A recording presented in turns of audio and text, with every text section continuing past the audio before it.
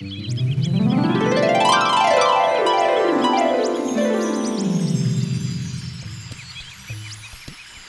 var eken, bir yok eken.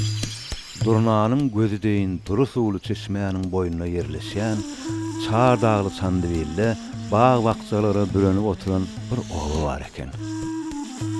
Günleriň birine 3 sany goňşy şo çeşmeýäniň boýuna suw almaga gelýärler.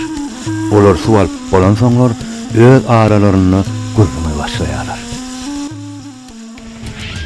Men oglum şeýle bir görmegi welin.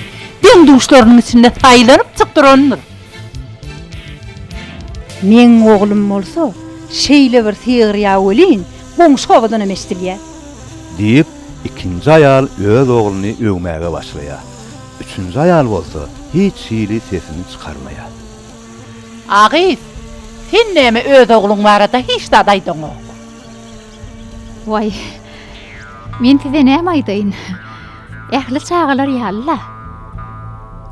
Goňşular bedrelerini götürüp öýlerini tarap ýüräp uradylar.